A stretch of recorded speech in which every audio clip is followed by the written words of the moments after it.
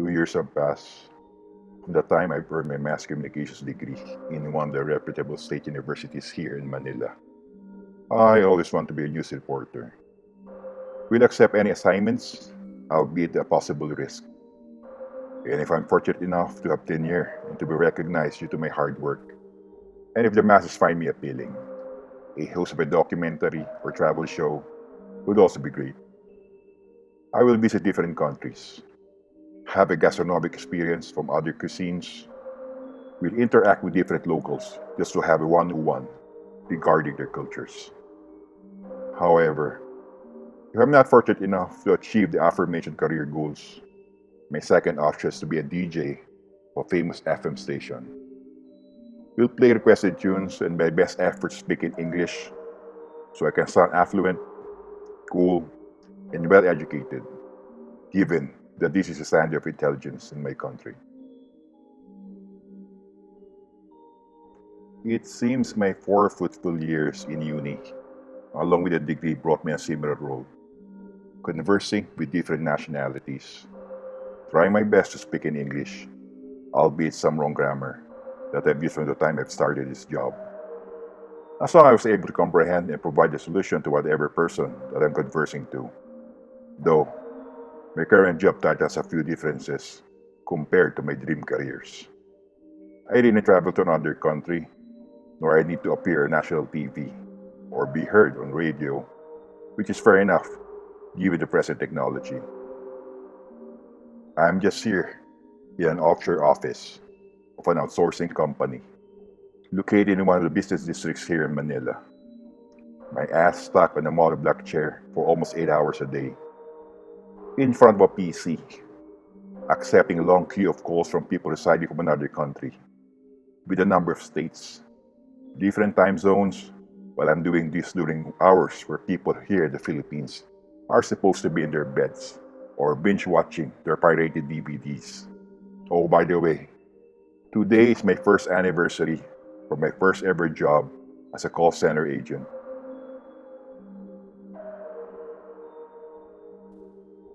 Like other jobs, there are inevitable fuck ups that you'll encounter. I always feel that my ears will have a liquid discharge due to the drama's profanity that I usually hear from my callers, and some few racially intended insults, even though I've nailed my grammar perfectly.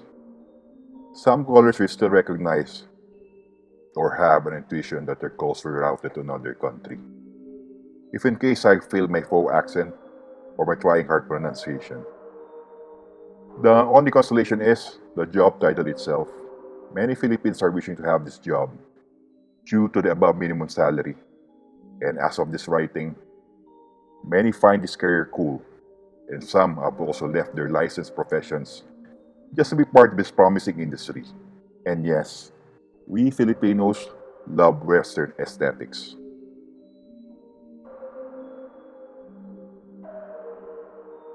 Given the few pros and a number of cons I have mentioned, which are all based on my point of view, there's one thing I really admire about myself, and that is being with an asshole team leader named Lucius, or better known as Lucifer, an alias given by my fellow agents.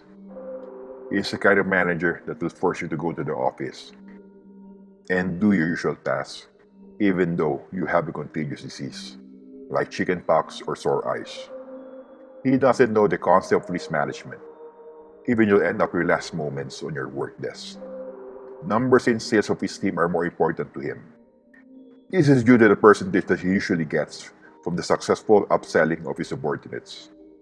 This asshole wants to maintain a luxurious lifestyle, which is also the source of his credit card debt. Social climbing, my friends, is not an easy sport. My colleagues and I are usually scolded and frequently hear profanities directly to us if we weren't able to contribute a large sum of closed deals, or if in case we need to escalate or transfer a certain call to our direct supervisor.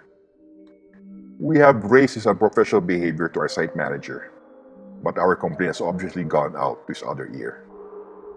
Same case also with our human resources manager.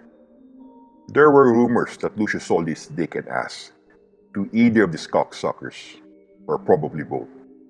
So that's one possible reason why he achieved his untouchable status. Despite these everyday fuck-ups, I still maintain my optimism and pursuing this job until a better opportunity knocks on my door. My mom is my inspiration, and I'm forever indebted to her due to her sacrifices, so I was able to finish school. My father left when I'm still a child due to another woman, and I have not received financial support from him from the day he left us. My mother is a retired government employee, and her pension and small business of selling homemade snacks and meals is her current livelihood, a small fraction compared to her salary when she is still employed. Due to my job as a call center agent, I'm able to support my mom's medical needs since she was fortunate enough to be my supplementary of my HMO. Another reason why I'm still working with this company, a necessity since my mom is suffering from arthritis. My other inspiration is Jenny, my girlfriend since high school. She is a registered nurse and currently stationed in the clinic of another BPO company, which is located in the same building of which I'm currently employed, just a floor down from her clinic. So we usually take our 1 hour break together. It's 1 a.m., and Jenny is waiting in the lobby area of my office, so we can go down together and enjoy our 1 hour break. When we're inside the elevator, someone shouted, Wait, going down. Oh, hi, Mr. De La Puentes and his significant other. How are you guys? "It's Lucius." "Hi, we are good, sir," my plastic polite response to him. He also asked if he can join us for lunch, of which I immediately agreed on, since he is my boss. When we're inside the elevator, the bottom lights stopped on the 7th floor, but the elevator gates didn't open, and then suddenly, the bottom lights went off. Lucius was pissed and started cursing. He pressed the button for the receiver, but instead of asking for assistance, he shouted and punched elevator buttons. I was able to request during our town hall with our CEO if mental health care can be possibly included in our HMO benefits due to the stress the agents usually endure on their everyday tasks. This can be helpful also for the likes of Lucius. A voice came out from the speaker. She apologized due to the inconvenience and told us that a maintenance person is on their way to fix and manually open the elevator gates. We started to perspire since the AC inside the elevator is not working. After a few minutes, I heard something which sounded like a forcibly bent steel and succeeding sounds of clack, clack, clack.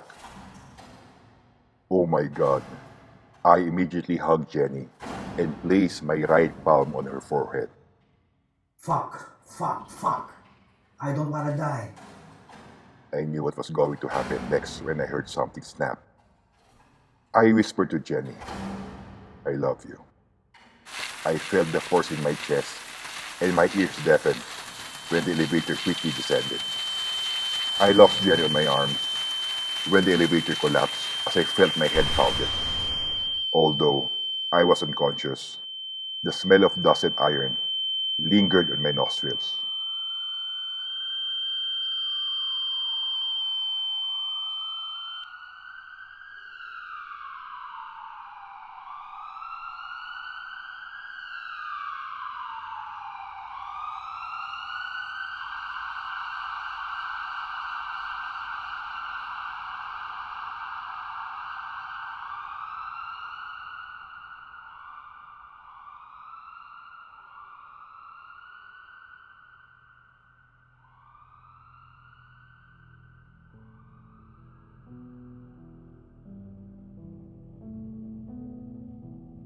I woke up inside an hospital room, and a sweet smile from my mom greeted me. I was told that I was unconscious for 2 days, just a few stitches on my head, and by the grace of God, I was not severely injured. Though I am having a hard time speaking, my mom knows what I would like to ask from her. She told me that my manager is fine and just suffered a few bruises. I mentioned Jenny in my weak voice. Then, her demeanor suddenly changed after I mentioned my girlfriend's name. Only one word came out from her mouth: sorry. Tears came out of my eyes after hearing that single word. I was told by my mom that no wake was held for Jenny due to the severe injuries she suffered during the accident. It's an unbearable sight to see her corpse, so her parents decided to cremate her remains. They have also filed a legal complaint against the establishment where Jenny's company clinic and my workplace was located. I left the hospital a day after and decided to stay at my home for a meanwhile. This is to have an ample of time to cope with the shock and sadness I felt due to Jenny's unfortunate passing, most especially the guiltness since I wasn't able to protect her. I also noticed that my mom had changed a lot because her body was a bit energetic, which is quite peculiar, as if she wasn't suffering from arthritis. One night while watching TV, in the middle of a talk show, it suddenly went static, so I decided to turn it off. However, a silhouette of a woman appeared within the white noise, and in just a few seconds, it disappeared. Jenny, I said to myself, though I discounted it afterward and just thought it's due to my head injury and presumed depression. But it happened in the days that followed, like something was whispering in my ear, like, I miss you and I love you. And it sounded like Jenny. I also had a bit of a hard time reading because of words and phrases were inverted, like a mirror reflection. I just ignored the whispers, since I don't want to be tagged as an insane person. I wasn't able to count the days of my stay at home. No outside activities nor errands. I have also set aside my phone even though it seems my inbox is full. I am now a reclusive person. Until my landline rang. My mom told me that Lucius is on the other line and he wants to speak with me. I told my mom to tell Lucius to call again after an hour, since I need to sleep again. However, my mom told me that Lucius wants to speak to me the soonest as possible, due to important matters. Okay, what's the problem with this fucking prick? Hello? How are you, bro? First and foremost, sorry to hear what happened to Jenny and would like to extend my condolences to you and her family. By the way, you've been on vacation for more than a month, and sad to say, you have exceeded your leave credits. Though I have already talked to our management to consider your situation, and good thing, they inform us that there will be no deduction to be made on your salary, and bro, me and the whole team misses you a lot. We are also struggling here in terms of our numbers after the freak accident. By the way, I have two good news for both of us. Myself and our company's legal team are currently working with close liaison with the building owners because of the damages they have caused us. So, guaranteed we'll be getting some large amount from those assholes. The second good news is somewhat surprise and I don't want to spoil it. I suppose to inform me about the good news the last time I've spoken to you and Jenny, but the freaking accident disrupted that moment. Anyways, good thing we are still alive and I have another opportunity to tell you about the good news. I'm hoping you can go to work this coming Friday. I have decided to report for work this coming Friday, since I still need to make a living. I rode the train for my usual commute wherever going to work. I also noticed a woman beside me who is wearing a hoodie and holding a rosary. The cologne she's wearing seems the same as Jenny's. I also noticed there's a pregnant lady in front of me, so I stood up and offered my seat. I'm standing in front of the woman who is holding a rosary. I'm unable to see her whole face See, she's wearing the hood of her jacket, though I can clearly see her lips while she whispers her prayers. Her lips are also similar to Jenny's, the usual broad red lipstick and braces on her teeth. I thought of ways to get her attention until I noticed that I need to get off the train when I saw the station signage.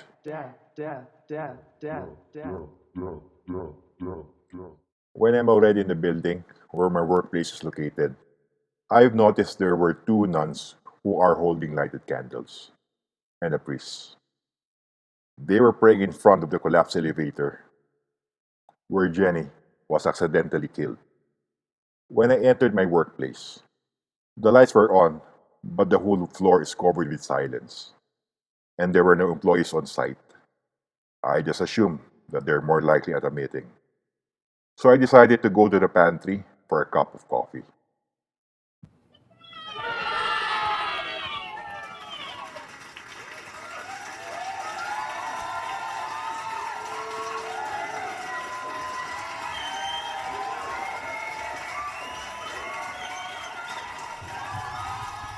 I was surprised, or shall I say shocked, due to the sight of Lucius, our site manager, and my fellow agents, who greeted me and prepared a welcome back dinner for me. I was startled but thanked them for the heartwarming greeting and sacrificing their time just to welcome a rank and file employee like me. After we got our stomachs full, Lucius and our site manager approached me, and both of them congratulated me. I have no idea what the good news is. Maybe the building owner or management offered a large sum due to the accident.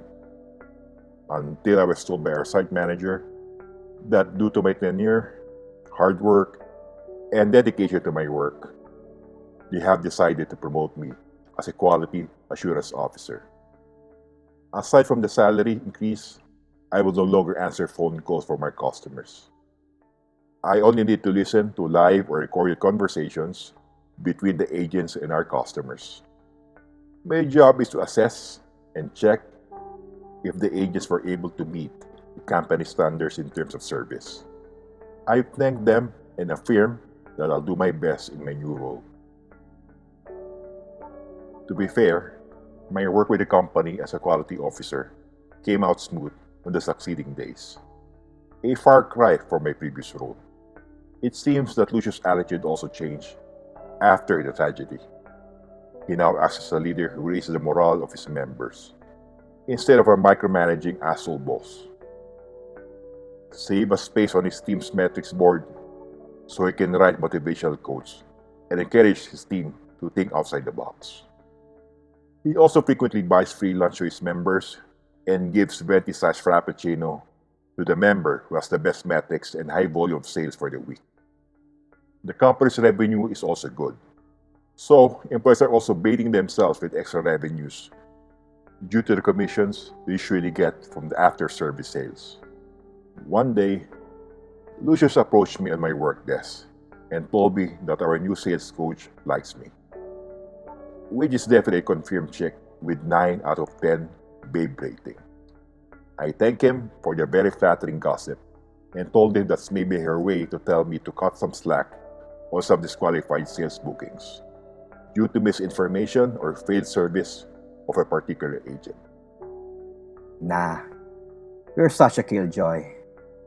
Yes, she does admire you because of your work and very invested knowing you personally. So, as your former manager and mentor, it's my sworn duty to turn your smile again. So I have reserved 2 seats for both of you at the recently opened bistro just a block away from our office. And that's my treat for you being my first successful protege. I thanked Lucius on his tempting offer, but told him that I'm not ready to go on a date since I'm not emotionally healed yet due to Jenny's recent passing. However, I was surprised when he took the picture of Jenny from my desk and told me to. You need to move on, bro. I'm pissed on what he did and stared at him. And then he suddenly massaged my back and returned the picture of Jenny on my desk. Just kidding, bro. But seriously, our sales coach has hots for you. So, strike while the kettle's hot. The volume of the incoming calls has drastically increased also, but not all of these phone calls came from existing clients. As I was told by one of the agents that they frequently receive phone calls from a lady with an unknown caller ID. Her line is quite static, with no confirmed response from her end, and the call usually lasts for a minute and cuts off afterward. Sometimes she sings and often says, "Kumusta ka na, mahal ko?" or "How are you, my love?" I wondered how did we receive this phone call since all of our lines only receive overseas calls. Maybe a Filipina or a person who knows our language and tried pranking us. Until my curiosity get the best of me. Since all conversations between the agents and callers are automatically recorded, I've tracked and listened to these phone calls until I almost fell out of my chair when I heard one of these phone calls. Jenny? She definitely sounded like Jenny. And there's also another phone call where she said my nickname, which Jenny is the only person who loves calling me this. I also saw Lucius, who looks restless and worried while talking to our workforce officer. Overheard him where he's asking help to look for some ways to block or suppress the incoming calls of the lady who sounds like Jenny. While walking our production area to coach a group of agents, an agent called me and I was advised to go to his workstation. Sir, it already took me 20 minutes and I'm still unable to get a positive response from her. Just random ramblings, and most of it is in Tagalog. I got goosebumps after I heard the agent's concern. This is definitely the lady who sounds or pretends to be Jenny. Who the sick fuck would ever do this? Though, I have maintained my composure. I advised the agent to politely inform the lady that he needs to end the call, since he wasn't able to receive a positive response from her. Until his eyes widened. He pressed the mute button of his handphone and told me that the lady mentioned my name. Even though I am feeling uneasy and honestly scared, I borrowed the agent's headset so I can talk to the lady. "Good day, ma'am. Your call was endorsed to me by Alfie. This is Cloud, by the way. How may I help you?"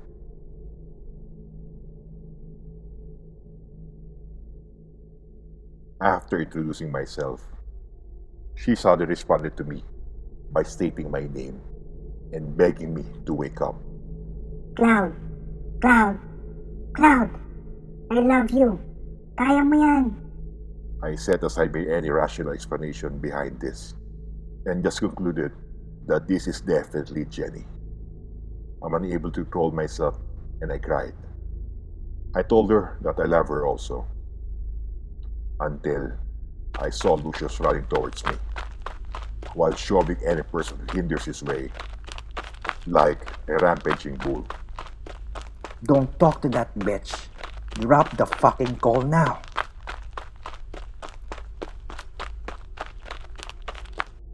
I was startled by the wide frame upper body of Lucius, resulting my head to be pounded on the floor.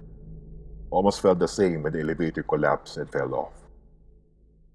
All went black for a while, until I opened my eyes, and then a bright light which was supposed to be coming from a fluorescent lamp greeted me.